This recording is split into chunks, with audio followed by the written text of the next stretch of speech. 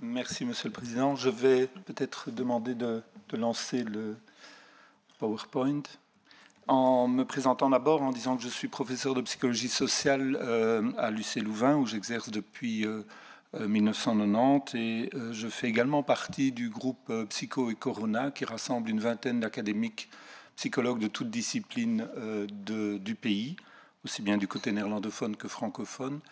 Et un sous-groupe de cette entité participe au baromètre de la motivation. Vous avez déjà eu un exposé plus tôt dans la semaine de Maarten van Steen qui en fait partie également. Je participe également aux travaux du GEMS+, et à divers groupes de réflexion sur l'implémentation de différentes campagne d'information pour la population à titre de conseil.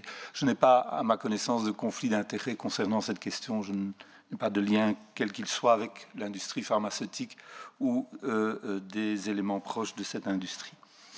Je voudrais commencer par vous parler de cette approche psychologique concernant l'obligation vaccinale, le pass vaccinal, le CST ou la levée du CST, en précisant qu'évidemment les questions d'importance qui nous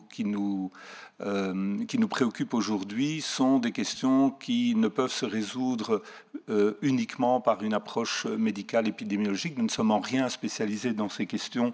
Nous faisons un peu comme Patrick Charry le disait précédemment, nous nous appuyons sur le consensus scientifique, mais il est clair que les questions, les défis sociétaux qui nous attendent, que ce soit sur cette pandémie ou par exemple sur le réchauffement climatique, ne peuvent s'envisager sans une prise en compte de la dimension sociale et humaine. Et je crois que les sciences comportementales et les sciences psychologiques à cet égard sont précieuses. Je voudrais adresser 4 questions aujourd'hui en abordant d'abord un peu la façon dont les citoyens, les citoyennes se positionnent aujourd'hui face à la vaccination. Je pense que c'est important d'avoir le pouls de la population à différents égards et comment les choses se passent, particulièrement au niveau de l'hésitation vaccinale. Nous avons des données extrêmement nombreuses dans le cadre de notre baromètre de la motivation, mais également des données existent au-delà de ce baromètre. Ça vaut la peine de s'y pencher. Je vais aborder la question de la bataille de l'information parce que ce qui est au cœur ici du propos, c'est de voir ce qui nous revient de faire concernant les personnes qui ne sont pas aujourd'hui encore vaccinées, s'agissant du consensus à propos de l'efficacité du vaccin et de l'importance de cette vaccination. Et je voudrais terminer par une série de réflexions sur la combinaison d'une approche qui soit à la fois individualisée et un engagement collectif à la lumière de certaines propositions qui ont déjà été faites ici même. Alors sur la question de la position des personnes dans la population par rapport à la vaccination, en réalité, la façon dont on peut aborder les choses, c'est que la vaccination ou l'intention de vaccination et éventuellement le geste vaccinatoire au terme de ce processus s'inscrit dans un travail psychologique qui a en données premières au niveau des déterminants tout un ensemble d'éléments motivationnels, qu'il s'agisse de motivation volontaire, intrinsèque, c'est-à-dire un sentiment profond de la personne qu'il est important pour elle de se vacciner, des motivations externes qui peuvent être dues à des incitants, par exemple des vouchers ou des sanctions, une méfiance par rapport à l'efficacité du vaccin qui joue un rôle important, des efforts qui sont aussi demandés aux citoyens de se rendre au centre de vaccination, de faire toute une série de démarches, de s'informer.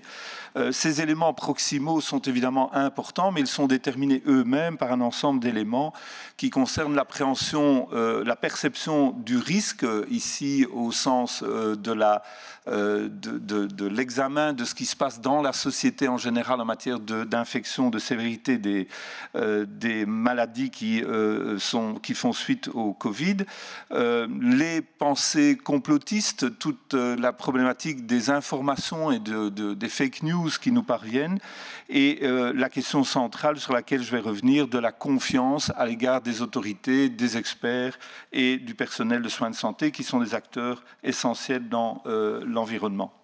Alors par rapport à cette posture motivationnelle, nous avons effectivement observé des modifications très importantes au fil de ces 2 années, avec en décembre 2020 une proportion importante de personnes motivées à se faire vacciner, ce sont les barres en bleu foncé, et avec finalement des éléments de rétention, des obstacles motivationnels relativement modérés.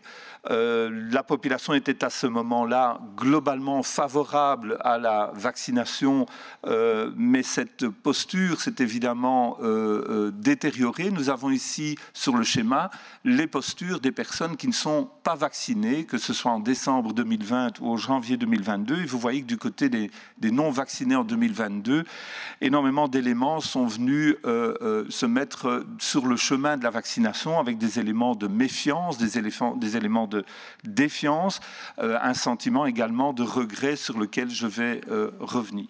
Alors, nous avons récemment procédé à une collecte de données très importante dans le cadre de ce qu'on appelle une expérience par enquête. Nous avons proposé 4 scénarios à nos répondants qui étaient au nombre de près de 17 000. C'est tout récent et nous avons mesuré toute une série de postures de nos répondants concernant l'acceptation face à ces mesures.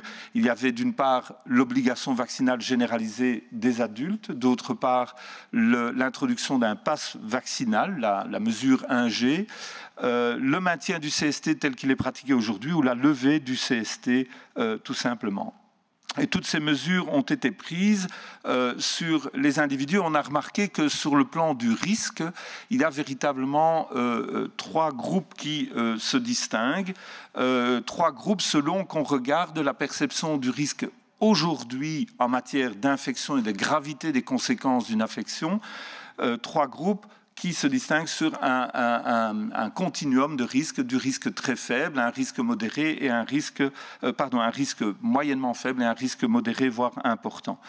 Et vous voyez que les personnes qui ont reçu à ce jour 3 doses considèrent majoritairement que le risque est au moins modéré, au moins important, si pas modéré, concernant l'infection par le Covid. En revanche, les personnes qui ne sont aujourd'hui pas persuadées qu'il y a un risque se retrouvent plutôt du côté des individus qui ont 1 dose, 0 dose, mais aussi, et c'est plus intéressant, du côté des personnes qui ont aujourd'hui encore 2 doses et qui n'ont donc pas encore pris le booster. Quand on examine ces éléments plus en détail sur les réponses qui ont été demandées, on constate que dans la quasi-totalité des thèmes que nous avons abordés dans l'enquête, il y a véritablement 2 façons de répondre. Et on distingue vraiment les 2 groupes selon qu'on ait reçu 3 doses ou que l'on se trouve dans le 0-1 dose ou tout simplement 2 doses. Et je vais vous donner quelques exemples rapidement. Voici par exemple les réponses, toujours selon qu'on perçoive beaucoup de risques ou peu de risques. Le peu de risques est à votre gauche et le risque modéré à important est à droite. Et vous voyez que les différentes possibilités, les différents scénarios, l'obligation vaccinale, la politique 1G, le pass vaccinal, le CST ou l'abolition du CST reçoivent évidemment des réponses très différentes en matière de la perception qu'il s'agit là d'un moyen détourné d'amener les gens à se faire vacciner. Vous voyez qu'effectivement, les personnes qui ont une perception du risque plus importante sont moins convaincues qu'il s'agit d'une manière détournée, mais c'est particulièrement et peut-être uniquement le cas du côté des personnes qui sont vaccinées à 3 doses aujourd'hui. Les autres personnes perçoivent ces politiques comme des moyens détournés de se faire vacciner beaucoup plus. Vous notez au passage aussi que l'obligation vaccinale reçoit un tout petit peu moins de réponses radicales de la part des répondants dans cette enquête. D'autres exemples de réponses sont intéressants concernant la façon dont les répondants perçoivent les différentes politiques comme étant susceptibles de créer un conflit entre les individus. Et vous voyez que, de nouveau, les personnes qui perçoivent un risque modéré important et qui ont reçu 3 doses ne condamnent pas particulièrement plus une politique que l'autre. En revanche, toutes les autres personnes ne voient pas véritablement ces politiques d'un bon œil, sauf, bien entendu, la levée du CST qui est considérée comme une manière de ne pas susciter des tensions et des conflits entre les personnes. Donc sur le plan de la polarisation entre les groupes au niveau de la société, les trois options sont, disons, moins soutenues et très nettement. Enfin, je voudrais encore passer en revue un des résultats qui me paraît intéressant, c'est celui qui concerne la préoccupation que les individus ont pour la santé, en particulier leur santé, selon qu'on adopte une politique ou l'autre. Alors ici, de nouveau, vous avez les personnes qui ont reçu 3 doses à ce jour qui se démarquent. Elles se démarquent particulièrement lorsqu'elles ont perçu un risque modéré important, en disant que ce qui poserait problème en matière de santé, c'est évidemment la levée de toutes les mesures du type CST, passe vaccinal ou obligation vaccinale. En revanche, ce qui est plus intéressant, je trouve, c'est que les autres mesures, les mesures d'imposition, en particulier l'obligation vaccinale, préoccupent très très fort les personnes qui, à ce jour, ne sont pas encore vaccinées. Et on peut imaginer qu'il y a là des mécanismes intéressants en matière de crainte par rapport au vaccin. Donc d'une part, les personnes qui ont reçu 3 doses sont plus préoccupées par la santé probablement due à l'infection par le Covid, alors qu'à l'inverse, c'est plutôt du côté de la santé telle qu'elle serait affectée par le vaccin qui préoccupe les personnes qui ne sont pas vaccinées. Alors, sans entrer dans les détails, je voudrais retenir quelques messages de cette dernière prise d'information. D'une part, que les non-vaccinés voient très souvent les conséquences aujourd'hui d'une infection comme étant faibles à modérées. Et même lorsqu'ils estiment que ces conséquences peuvent être graves, et ils ne réagissent pas autrement par rapport aux différents scénarios qu'on leur a proposés. Les personnes qui sont vaccinées aujourd'hui avec 1 dose ou 2 doses sont, de façon un peu étonnante, très sensiblement similaires aux personnes qui n'ont reçu aucune dose à ce jour. Donc il y a quelque chose là qui se passe en matière d'hésitation vaccinale, même lorsqu'on a reçu 1 dose ou 2 doses. En revanche, les vaccinés 3 doses sont plus nombreux à percevoir des conséquences graves et se démarquent évidemment dans leur appréciation de la situation. De toutes les informations que nous avons pu recueillir, les trois politiques que nous avons présentées, la mesure la moins appréciée globalement est le pass vaccinal. Elle ressort comme étant plus hypocrite, moins claire, et elle est vue comme étant plus une source de tension et de conflit au sein de la société. En revanche, comme je le disais, l'obligation vaccinale préoccupe les non-vaccinés au sujet de leur santé. Ce qui nous paraît assez clair dans ces données, c'est que le momentum sur le plan psychologique de l'obligation vaccinale généralisée est passé. C'est-à-dire qu'aujourd'hui, il serait difficile sur un plan psychologique de justifier cette obligation vaccinale, et je parle bien sur un plan strictement psychologique. Pour qu'une obligation généralisée soit perçue comme légitime, il faudrait, j'ai envie de dire un peu ironiquement, plus de sévérité dans les conséquences d'une infection. Alors fort heureusement, ça n'est plus le cas, bien entendu. Il faudrait peut-être davantage d'efficacité et de pertinence des vaccins pour le variant concerné. Et il faudrait aussi probablement davantage d'informations sur toute une série de retombées que je qualifierais d'extra-Covid, c'est-à-dire à la fois médicales et non médicales. Il ne s'agit pas simplement des informations concernant la santé des individus, mais l'ensemble des préoccupations qui ont déjà été soulevées par mes prédécesseurs ici aujourd'hui. Pour que cette information concernant sévérité, efficacité et les conséquences de la pandémie soient entendues par la population, il y aurait certainement besoin de maximiser le sentiment de prise en compte chez nos citoyens et nos citoyennes de l'intérêt individuel et collectif conjointement. Et un des éléments cruciaux à cet égard, c'est la confiance envers les autorités. Alors les experts et les professionnels des soins de santé s'en sortent relativement mieux. Le personnel politique, j'ai peur de le dire, souffre d'un déficit de confiance au sein de la population à cet égard. On peut mettre évidemment en avant les mêmes ingrédients en matière de communication s'agissant du respect des gestes barrières. Alors,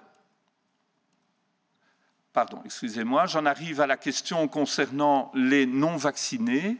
Les non-vaccinés que l'on a pu évidemment apprécier au sein de notre baromètre, mais également peut-être ça vaut la peine d'aller voir à l'extérieur du baromètre. Alors bien entendu, il y a différents profils et on a coutume de parler des vaccinés et des non-vaccinés.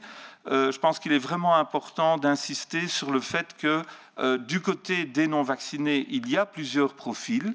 Bien entendu, ce ne sont pas des groupes homogènes.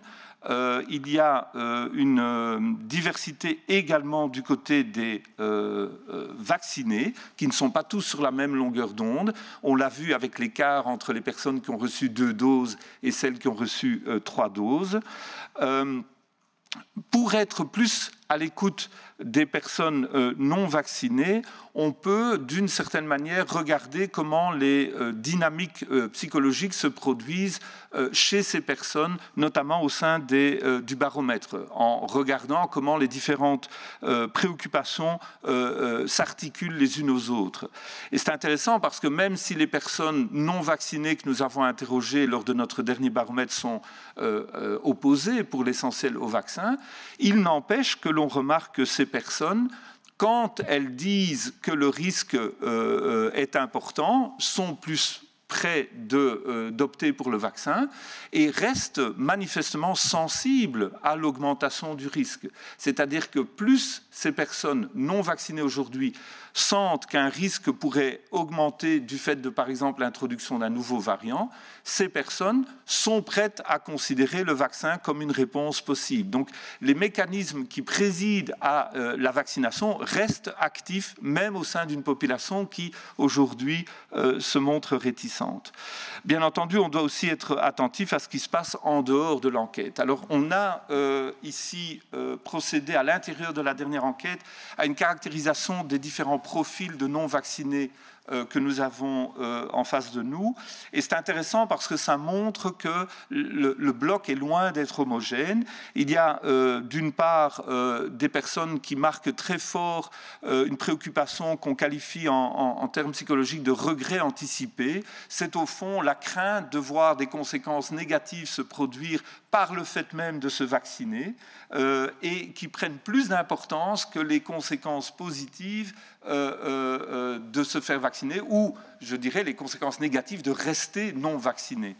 Ce regret anticipé est assez marqué chez un certain nombre de personnes. La dissonance cognitive est également présente. Alors là, il s'agit davantage de personnes qui ont adopté une posture de non vaccinés depuis un certain temps et qui sont très difficilement capables de s'en sortir, de quitter cette posture, ou qui sont dans un environnement qui les pousse de manière générale à rester dans une optique de méfiance par rapport au vaccin. Il y a enfin des personnes qui sont également plus sensibles aux circonstances actuelles. Ce sont particulièrement des personnes qui, si les circonstances devaient changer, un variant plus important, plus dangereux devait surgir, ou un vaccin plus approprié, plus ciblé devait être mis au point, pourraient passer la rampe. Et puis il y a enfin des personnes qui ont résolument de la méfiance par rapport au vaccin, voire également de la défiance par rapport aux autorités et à l'État de manière générale.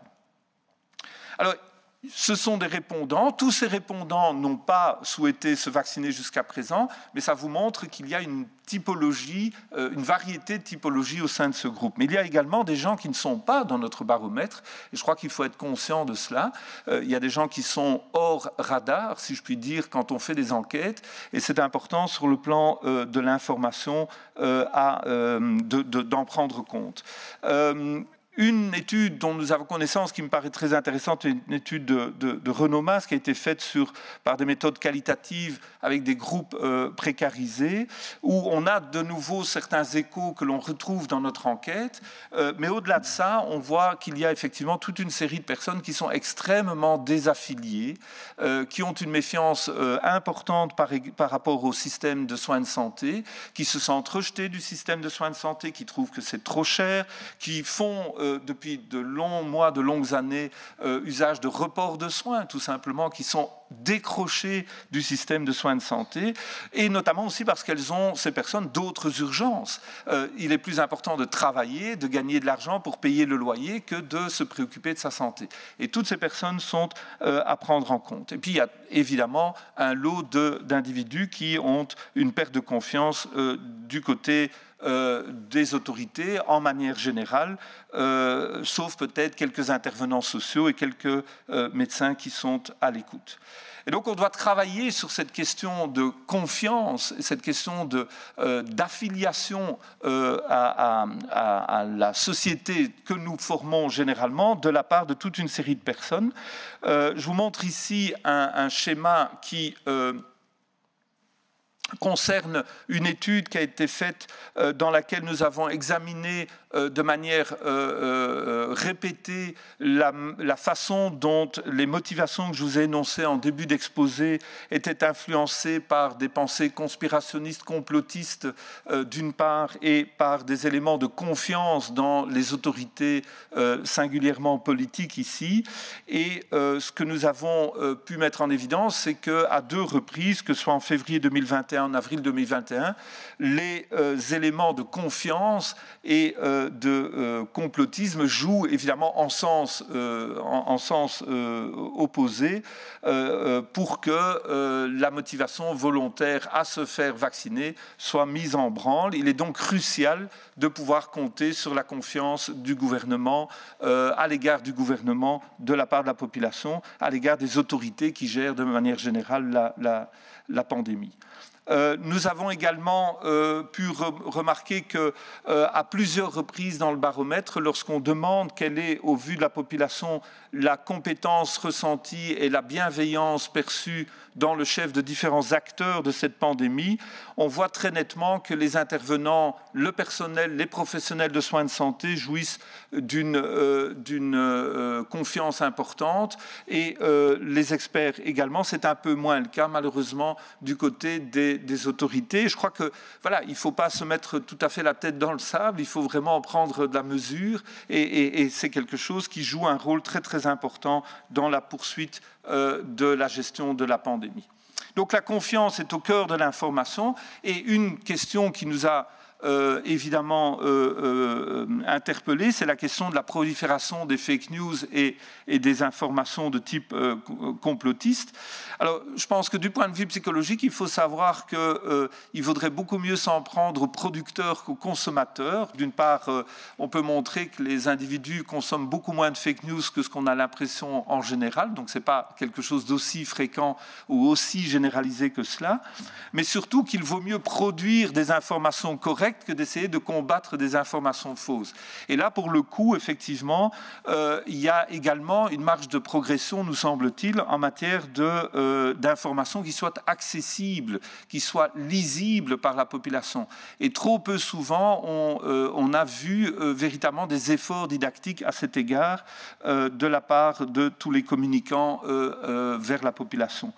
Qu'est-ce que ça veut dire? Ça veut dire des informations accessibles en matière de sévérité des conséquences, d'efficacité des vaccins, bien entendu, et l'ensemble des implications sociétales de la pandémie telle que nous la vivons.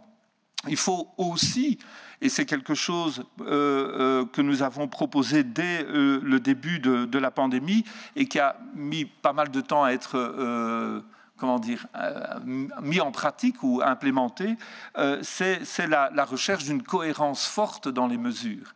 Alors là, on a aujourd'hui un baromètre qui a été installé avec ses défauts, ses avantages, mais on parle déjà aujourd'hui d'alléger les choses, de changer la couleur du baromètre dans quelques semaines. Cette prévisibilité, cette lisibilité est quelque chose qui aide beaucoup la population sur le plan psychologique. On a également entendu divers spécialistes parler d'approches cohérentes en mettant en exergue plutôt des approches contextuelles plutôt que sectorielles. Je crois que ce sont des choses à mettre en pratique. Et puis, on doit donner des outils aux canaux d'information directs que sont les professionnels de soins de santé. Ils ont été mis énormément en contribution, mais peut-être qu'il y a là une attention particulière encore à accorder, à leur donner l'espace pour faire ce travail. Alors, j'en arrive à l'approche individualisée et l'engagement collectif. Du point de vue de Psychologie Corona et du point de vue du baromètre de la motivation, l'obligation est quelque chose qui a été envisagé, et nous en débattons aujourd'hui. Ça n'est évidemment pas en soi la panacée, je pense que tout le monde souhaiterait plutôt revenir à la vie d'avant, mais ça a plusieurs avantages, notamment par rapport au pass vaccinal. D'abord, en termes de message, ça indique de façon claire, sociétalement, quelle est l'option par défaut qui est choisie. Ça montre la voie sur ce que la société, en tant qu'entité, considère comme étant la voie importante. Ça a aussi l'avantage de conforter une grande majorité de la population qui s'est vaccinée aujourd'hui. Et je pense qu'il y a toute une série de doutes qui sont en train de s'installer sur la pertinence de ce geste qui a été posé. Et on le voit dans cet écart entre les personnes qui aujourd'hui sont vaccinées 2 fois et manifestent malgré tout toute une série de doutes à l'égard de certains aspects. Je pense que cette obligation vaccinale a cette vertu de conforter la majorité. C'est nettement moins hypocrite comme procédure ou comme décision par rapport aux non-vaccinés. Je crois qu'ils le savent, ils nous le disent, et ça alimente relativement moins des conflits sociaux que si on maintient des mesures qui sérient les personnes en personnes vaccinées et personnes non vaccinées.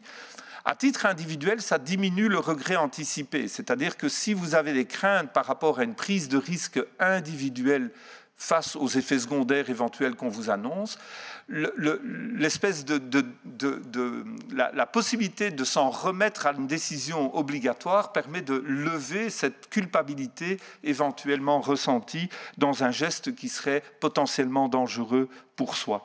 Et puis ça affranchit toute une série de personnes de pression sociale et minimise la dissonance. Si vous avez été préalablement enferré dans une position d'opposition au vaccin, vous pouvez bien entendu prendre appui sur une obligation vaccinale pour changer d'optique.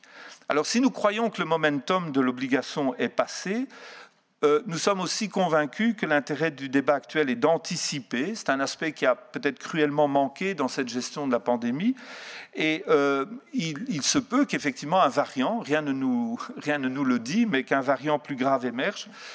Nous avons dès lors l'occasion, pendant tout ce temps, d'informer la population sur les vertus de la vaccination. J'en reviens à cette information accessible, et ça permet aussi d'examiner toute une série d'aspects qui sont évidemment évoqués par d'autres personnes ce matin, des aspects légaux, des aspects juridiques, des aspects en matière de discrimination qui ont été amplement détaillés par mes prédécesseurs aujourd'hui. Entre-temps, comment est-ce qu'on peut atteindre les hésitants sans une bataille rangée avec les anti-vax ? Je pense qu'une proposition a été faite ici même par Marius Gilbert plus tôt dans la semaine. Pardon, je dois avancer, voilà. Une proposition a été faite entre-temps par Marius Gilbert, c'est celle de l'obligation du choix vaccinal, c'est-à-dire qu'il faut se présenter, on demande aux citoyens, aux citoyennes de se présenter pour une conversation individualisée. Le maître mot de cette démarche est évidemment de pouvoir faire cela en respectant l'autonomie des personnes, parce qu'il ne s'agit pas de séduire ou de convaincre, il s'agit d'entendre les obstacles, d'entendre les difficultés et d'être à l'écoute et de pouvoir expliquer face aux interrogations de manière telle que les personnes puissent prendre une décision informée de se vacciner ou non. C'est important comme proposition, c'est intéressant comme proposition, notamment parce que plusieurs des avantages psychologiques que j'ai mentionnés préalablement demeurent. Je crois que ça permet aussi d'avancer sur le plan de la compréhension par la population d'une autre obligation, qui est cette obligation destinée aux membres du personnel de soins de santé. Donc cette obligation de choix vaccinal pourrait s'inscrire dans une démarche plus globale également par rapport à ces professionnels de la santé. En revanche, la proposition qui a été faite requiert beaucoup de prudence. Je pense qu'il faudrait peut-être recueillir des données pour voir quelle est son acceptabilité, sa recevabilité auprès de la population, mais il faudrait aussi impliquer de manière extraordinairement plus ciblés les médecins généralistes et les organisations de terrain qui manquent de moyens, qui sont aujourd'hui débordés par les tâches administratives, débordés par toute une série de responsabilités, bien entendu toutes importantes, mais qui demanderaient qu'on accorde à la fois des moyens financiers et logistiques en suffisance pour faire ce travail finalement de prévention et d'information au sujet de la vaccination. Je terminerai simplement en résumant que les facteurs psychologiques qui sont à l'œuvre concernant la vaccination sont essentiellement liés à la perception du risque, le risque notamment des conséquences d'une infection, sont liés à l'efficacité du vaccin, et donc on doit mieux expliquer les avantages, les atouts du vaccin et peut-être voir ce qu'il adviendra de vaccins de nouvelle génération avec des technologies qui permettront moins de soulever les résistances de certaines personnes. Les personnes aujourd'hui interrogées se positionnent face à la vaccination et face à d'autres scénarios d'une manière telle qui nous fait dire que le momentum est probablement passé pour la vaccination obligatoire, mais que les autres options, le pass vaccinal et le CST, sont certainement les plus dommageables pour la cohésion sociale. L'hésitation vaccinale doit être prise en compte en tenant compte de la diversité des profils. Il y a plusieurs clés d'entrée pour atteindre les populations et c'est sur la confiance qu'il faut travailler pour pouvoir emporter l'adhésion de la population et renouer avec une cohésion sociale, surtout, je pense, au plan politique. Cette approche individualisée qui a été proposée récemment par l'obligation du choix vaccinal a le mérite, à tout le moins, d'être associé à l'envoi d'un message collectif. Et je terminerai par là en vous remerciant pour votre attention et en remerciant tous les collègues qui ont travaillé à ce baromètre de la motivation et qui sont repris dans cette diapositive. Je vous remercie. Merci, Monsieur le Président. Je vais essayer d'être bref pour tenter de respecter l'horaire et commencer en tout cas en remerciant les membres de la Commission ainsi que mes collègues experts d'avoir pu prendre part à ce débat qui était extrêmement intéressant et utile. Je vais essayer évidemment de parcourir brièvement les différents points qui ont été abordés, peut-être en ne prenant pas nécessairement la peine de pointer tel ou tel qui a posé la question, mais plutôt les thématiques. Je voudrais commencer en disant qu'à bien des égards, un sentiment qui se dégage, en tout cas pour ma part, c'est que ce débat est très important, il doit être tenu, et il doit être tenu en matière d'anticipation. C'est-à-dire que c'est vraiment l'idée de pouvoir préparer les choses au mieux, parce que trop souvent, effectivement, on est un petit peu à tenter de rattraper le train dans cette pandémie ou dans cette gestion de pandémie. Et c'est effectivement un peu le cas pour le baromètre, par exemple, qui a des vertus certainement, mais que l'on a appelé de nos voeux depuis de longs mois, en essayant de faire en sorte que la population puisse un tant soit peu se focaliser sur des perspectives qui soient lisibles, qui soient compréhensibles, et qui donnent aussi peut-être une approche qui puisse mûrir au fur et à mesure du temps, parce que ce baromètre n'est pas nécessairement parfait du premier coup, qui pourrait le faire, mais il y avait au moins la possibilité d'avancer sur ce flanc, et je crois qu'un baromètre va faire œuvre utile. Il y a des difficultés, comme par exemple effectivement l'association avec le CST à ce stade-ci. Je crois qu'il faut mieux expliquer les retombées en matière d'hospitalisation et de soins intensifs. Je crois que c'est un des gros problèmes justement sur la prise de conscience par la population des retombées du Covid en soi. C'est que pour la plupart des personnes, lorsqu'ils se tournent vers les médias, vers différentes sources d'information, on leur parle du risque qui les concerne, mais on étend très peu à une lecture qui soit plus sociétale, qui soit plus sociale au sens des retombées économiques, mais surtout des retombées, par exemple, pour nos systèmes de soins de santé. Le système de soins de santé fait qu'aujourd'hui, quand il est débordé pour le Covid, bien entendu, vous le savez, et il empêche d'autres opérations d'avoir lieu, il empêche d'autres soins d'être portés, et il a des retombées très importantes. On a entendu divers spécialistes en matière, par exemple, de cancer se plaindre sur les délais qui sont imposés aujourd'hui dans les examens de différentes personnes. Donc, effectivement, le baromètre est important. Le CST ne doit pas nécessairement y être associé. Je crois que le CST, je vais y revenir, a un certain nombre de défauts que l'on peut pointer également via ce qui a été évoqué au niveau du pass vaccinal. Je vais recommencer par dire ce que nous entendons, nous, comme les déterminants essentiels du soutien. Madame Meul parlait du draagvlak, du soutien de la population à l'égard de toute une série de mesures. Je crois que l'essentiel, c'est de pouvoir tabler sur une bonne perception du risque. Et quand on parle de risque ici, de nouveau, ce n'est pas le risque individuel nécessairement, ce n'est pas le risque personnel d'être infecté, c'est le risque de voir son entourage infecté, c'est le risque de voir la société mise en difficulté dans son ensemble. Et ce risque-là, nous avons pu montrer dans de nombreuses données qu'il est directement influent sur la manière dont les personnes prennent elles-mêmes des mesures de précaution. Donc quand vous avez des taux d'hospitalisation très importants qui sont annoncés dans la presse, vous avez une recrudescence des gestes de protection. Et donc il y a un lien, somme toute, psychologiquement évident entre ce que les gens observent autour d'eux dans la société et les mesures de précaution qu'ils sont désireux de prendre et, le cas échéant, malheureusement, simplement prêts à prendre. Mais c'est très important. Et donc, ce risque est mesurable et on peut d'une certaine manière, le mettre à disposition. Il faut le publiciser d'une certaine manière, d'une façon telle que la population réagisse adéquatement. Et puis, il y a la confiance dans les autorités de manière générale. Et là aussi, les cohérences dans les politiques qui sont suivies sont très importantes. Lorsqu'on parle de décisions par rapport à des secteurs qui sont essentiels ou non essentiels, on voit tout de suite qu'on crée énormément de difficultés. On a très tôt entendu des spécialistes, des experts, épidémiologistes et autres nous dire qu'il fallait avoir une approche plutôt contextuelle en termes de ventilation, en termes de qualité de l'air, par exemple. C'est quelque chose qui dépasse les secteurs et qui donne beaucoup plus de cohérence. Et plus de cohérence amène plus de soutien, plus de motivation au sein de la population. Donc ces éléments sont liés d'une certaine manière.